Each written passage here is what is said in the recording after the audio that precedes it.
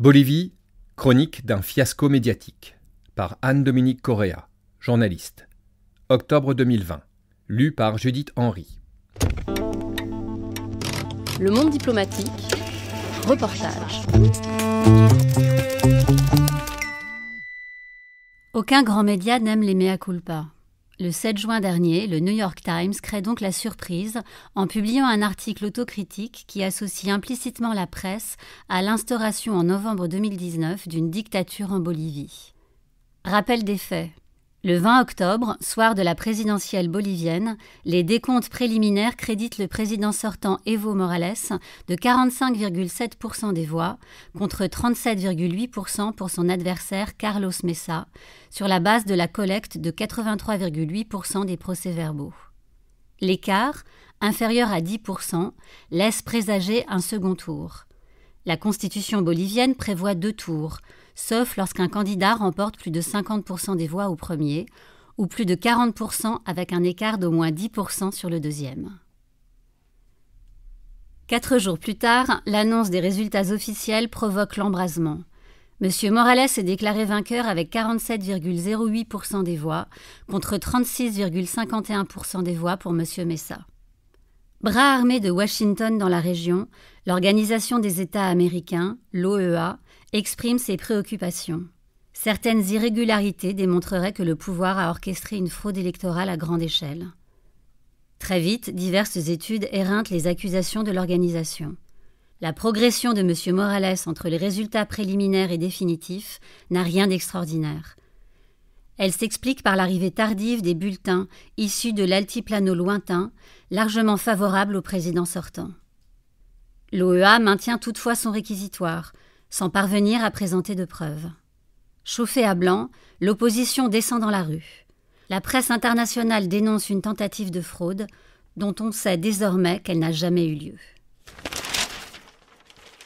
Une armée rassurante.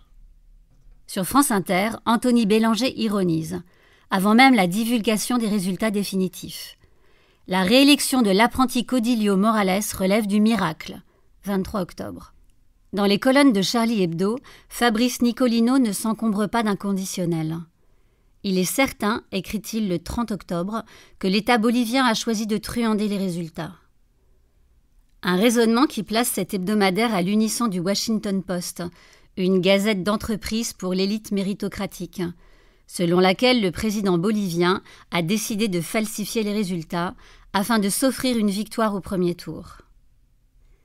Le 9 décembre, le New York Times qualifie lui aussi le scrutin de frauduleux, après avoir suggéré que M. Morales avait eu recours au mensonge, à la manipulation et à la falsification pour assurer sa victoire. De son côté, Le Monde opte pour un syllogisme s'appuyant sur 2 données qui ne semblent mériter aucune démonstration. Donnée numéro 1. M. Morales connaît une dérive autoritaire. Donnée numéro 2. Les dirigeants autoritaires noyautent les autorités électorales de leur pays. Conclusion, si M. Morales est déclaré vainqueur, c'est qu'il a triché. Dans les colonnes du quotidien du soir, datées du 14 novembre, la phrase « M. Morales a remporté la présidentielle » devient « M. Morales s'est autoproclamé victorieux ». Brandi par l'opposition, notamment l'extrême droite de Santa Cruz, et plébiscité par la presse, le rapport de l'OEA aggrave la contestation du pouvoir dans la rue. Des violences éclatent. La police se mutine. Bientôt convaincu que M. Morales est à l'origine d'une fraude de grande ampleur, la principale confédération syndicale du pays, la Centrale ouvrière bolivienne, lâche le président avant que le général William Scaliman, chef de l'armée, n'organise une conférence de presse télévisée au cours de laquelle il annonce « Nous demandons au président de renoncer à son mandat présidentiel, ce qui permettra de rétablir la paix et de maintenir la stabilité pour le bien de la Bolivie. » Madame Janine Agnès, une sénatrice de second rang, s'autoproclame alors présidente, sans quorum au Parlement. Une photographie l'immortalise enfilant l'écharpe présidentielle avec l'aide d'un haut gradé. Dans les médias, l'uniforme kaki du général Caliman suscite apparemment moins d'effroi que celui de l'ancien président vénézuélien Hugo Chavez. En France, la presse explique que M. Morales a démissionné à la suite de 3 semaines de contestation. Le Monde, 10 novembre. Sous la pression de la rue, Mediapart, 12 novembre. Ou d'une insurrection populaire, France Inter, 13 novembre. D'après France Info, le renversement du président a été accueilli partout dans les rues de La Paz par des scènes de liesse, des chants, des pleurs de joie. L'homogénéité du récit médiatique français n'est peut-être pas sans rapport avec le fait que les correspondants de RFI, Mediapart, Le Figaro, France 24 et France Culture ne sont qu'une seule et même personne, Alice Campagnol, qui généralise le ravissement des beaux quartiers à toute la capitale administrative. Alors que l'Amérique fait connaissance avec la première dictatrice de l'histoire de la région, sur France Inter, Fabienne Sintès interroge ses invités, Christine Delfour, professeure spécialisée en civilisation espagnole et latino-américaine, et Hugo José Suárez, sociologue. Le 13 novembre. Est-ce qu'elle est légitime, Jeanine Agnès ? Est-ce qu'elle est légitime, Jeanine Agnès, à son poste ? Oui. À Ok. mon avis, moi, je dirais que c'est légitime. Et l'armée, est-elle dans son rôle ? Je pense que oui. On voit clairement qu'il s'agit d'une armée constitutionnelle, défend Suárez. Pour Delfour, les militaires se sont contentés de formuler une suggestion au président. La chercheuse juge rassurant et positif que l'armée ait emboîté le pas de l'opposition. En tout cas, ce n'est pas un coup d'État, conclut-elle. Voilà, mais en tout cas, ce n'est pas un coup d'État, comme beaucoup ont l'air de le dire. Puisque ce n'est pas un coup d'État, c'est que la crise politique que traverse le pays a d'autres racines. Comment on explique qu'il est vrillé, Evo Morales ? Interroge Sintès. Comment on explique, sincèrement, je vais le dire comme ça, qu'il est vrillé, en fait, Evo Morales. Ça a été un président extrêmement populaire à une période. Il a une longévité dans son pays qui est largement supérieure à celle des autres. Et là, d'une certaine façon, il vrille, il veut un 4e mandat, il triche, les choses sont très claires sur entre ce premier et ce deuxième tour. Pourquoi il vrille, Evo Morales ? Christine Delfour. Je pense qu'il vrille tout d'abord par sa superbe et son orgueil et son autoritarisme qui est connu déjà. Donc, il est complètement décalé d'une certaine façon et la situation lui échappe. Et comme gestion du politique qu'il a depuis qu'il est syndicaliste et autre chose, c'est le rapport de force. Et il ne comprend que le rapport de force et ne joue que le rapport de force. Conclusion de Sintès, donc, il ne sait pas lire son pays. Donc il comprend pas le rapport de force et il sait pas lire son pays au fond. L'homme qui ne sait pas lire son pays vient pourtant de remporter une présidentielle dès le premier tour. Au lendemain du coup d'État, une avalanche d'éditoriaux attribue eux aussi la responsabilité de la crise à M. Morales. D'après l'éditorial du 17 novembre 2019 de The Observer, un hebdomadaire britannique situé à gauche, l'ancien président a été victime de son refus de céder les rênes du pouvoir. Et son règne présentait des signes de culte de la personnalité peu attrayant, voire castriste. Même discours dans les colonnes du New York Times. Ce qui a fait tomber M. Morales, ce n'est pas son idéologie ou quelconque ingérence étrangère, comme il l'a prétendu, mais son arrogance, un trait propre aux populistes. La prétention d'être l'arbitre ultime de la volonté du peuple et d'être autorisé à écraser toute institution qui se met sur son chemin. Pour l'émission 28 minutes d'Arte, Xavier Mauduit se souvient de Mariano Melgarejo, un ancien président bolivien indien, mégalomane et alcoolique, qui fut renversé en 1871 après avoir endetté le pays et cumulé les défaites lors de conflits territoriaux. Alors que M. Morales annonce depuis son exil qu'il souhaite concourir au prochain scrutin présidentiel, alors prévu le 3 mai puis reporté au 18 octobre à cause de la pandémie de Covid-19, un éditorial du Monde le met en garde. Ce serait une nouvelle erreur. S'il a vraiment l'intérêt de ses concitoyens à cœur, M. Morales serait plus avisé de se tenir en retrait afin que la violence puisse cesser en Bolivie et une issue constitutionnelle émerger. La recommandation s'avère inutile. Le nouveau pouvoir bolivien poursuit M. Morales pour terrorisme et sédition.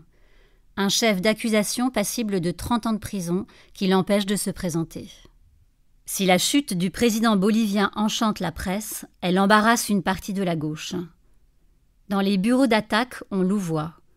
M. Morales a-t-il été chassé du pouvoir ? Un dossier mis en ligne le 20 décembre 2019 choisit de ne pas trancher. Depuis l'élection présidentielle du 20 octobre 2019, la Bolivie connaît une crise politique majeure qui a abouti à la démission du président Evo Morales le 10 novembre. Suit une sélection d'articles. Certains défendent la thèse du coup d'État, les autres s'y opposent, telle la lettre ouverte au mouvement altermondialiste sur la situation en Bolivie, rédigée par Pablo Solón. Le président Evo Morales a déclaré qu'un coup d'État était en cours en Bolivie, écrit l'ancien ambassadeur du pays auprès des Nations Unies. Je suis très désolé de vous dire que cette affirmation d'Evo Morales est complètement fausse. Le 14 décembre, la rédaction de Mediapart reprend un article du Devoir de Montréal en forme d'exercice d'équilibriste. Le document juxtapose, sans les analyser, les prises de position. Au lecteur de tranchées ?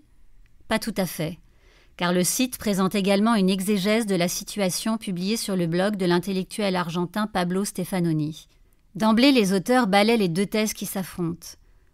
Coup d'État militaire contre un gouvernement populaire ? Rébellion de la société contre un régime tenté par l'autoritarisme ? La chute d'Evo Morales mérite mieux que des clichés idéologiques en roue libre. À ces hypothèses trop tranchées, les auteurs opposent une logique beaucoup plus complexe et aléatoire liée à la dynamique cumulative des événements. L'exposé est d'un raffinement remarquable, mais le souci de rendre compte de la complexité du monde s'évanouit sitôt lorsqu'il est question du rapport de l'Organisation des États américains, dont les résultats ne font l'objet d'aucune évaluation critique. Angle similaire sous la plume de Jérémy Siffer de Politis, le 27 novembre 2019. Il importe peu que les preuves de fraude soient minces, proclame-t-il. Pour comprendre la crise, il faudrait remonter à 2011, lorsque des communautés et des associations écologistes se sont mobilisées contre un projet d'autoroute dans une zone protégée et sous contrôle indigène. En d'autres termes, alors qu'un dirigeant politique vient d'être chassé du pouvoir par l'armée, l'urgence consisterait à répondre à la question « M. Morales a-t-il été un bon président près de 10 ans plus tôt ?» Mais n'appartenait-il pas au peuple bolivien de se prononcer sur cette question un mois auparavant ? C'est dans ce contexte que le 7 juin 2020, le New York Times dévoile les conclusions d'une nouvelle étude qui dynamite les résultats du rapport de l'OEA. Après avoir repris les calculs statistiques de l'organisation, les chercheurs décèlent plusieurs problèmes et erreurs méthodologiques. Ils découvrent que l'OEA a utilisé une méthode statistique inappropriée qui a donné l'illusion d'une rupture de tendance dans le vote. Contacté par les chercheurs à plusieurs reprises pour obtenir ces données, le consultant engagé par l'OEA, le professeur Irfan Nohrouddin, refuse de leur répondre. Une fois ces erreurs corrigées, il n'y a plus de traces statistiques de fraude, tranchent les auteurs. Le New York Times doit admettre que le rapport de l'OEA était erroné. Autrement dit, la Bolivie vient de subir une rupture de l'ordre constitutionnel appuyée par l'armée. Un coup d'État. Tremblement de terre ? Pas pour Le Monde, qui estime simplement dans son édition du 12 juin que l'article du quotidien américain relance les débats sur les présomptions de fraude. À Libération, on découvre que les statistiques font mal à la tête. J'ai passé une journée à m'intéresser à cette étude, nous explique François-Xavier Gomez, journaliste chargé de la couverture de l'Amérique latine pour le quotidien. Et après, je me suis dit, je ne peux pas évaluer la valeur de ce travail, parce que je n'ai pas les compétences en mathématiques et en statistiques. Une prudence que Gomez ne s'est pas imposée lorsqu'il a partagé les conclusions du rapport de l'OEA qu'il confesse ne pas avoir lu. Contactés, les journalistes du Figaro, de Libération et du Monde mobilisent le même type d'argumentaire. Ce n'était pas un coup d'État, c'était un vide constitutionnel, estime Patrick Bell du Figaro.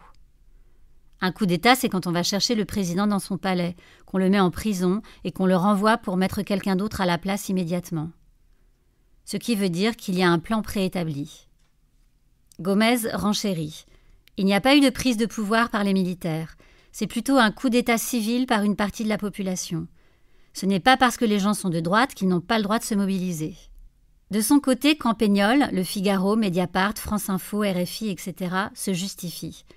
Je n'ai pas utilisé le mot coup d'État parce que c'est très connoté. Il n'y a que ceux qui sont très à gauche qui utilisent ce mot. J'ai essayé d'être au-dessus de la mêlée. Enfin, Amanda Chaparro du Monde analyse « Utiliser le mot coup d'État bloque la réflexion sur pas mal de choses. Mais ne permet-il toutefois pas d'éclaircir la nature du régime en place à La Paz depuis novembre 2019 ? Le 13 novembre 2019, sur France Inter, Fabienne Sintès termine son émission consacrée à la Bolivie sur ces mots. « Merci beaucoup, on aura largement l'occasion d'y revenir. » Et ce sera le mot de la fin. Merci beaucoup, on aura largement l'occasion d'y revenir, j'espère, en tout cas dans Un jour dans le monde. 10 mois plus tard, on n'y était pas revenu. Le monde diplomatique. On s'arrête, on réfléchit.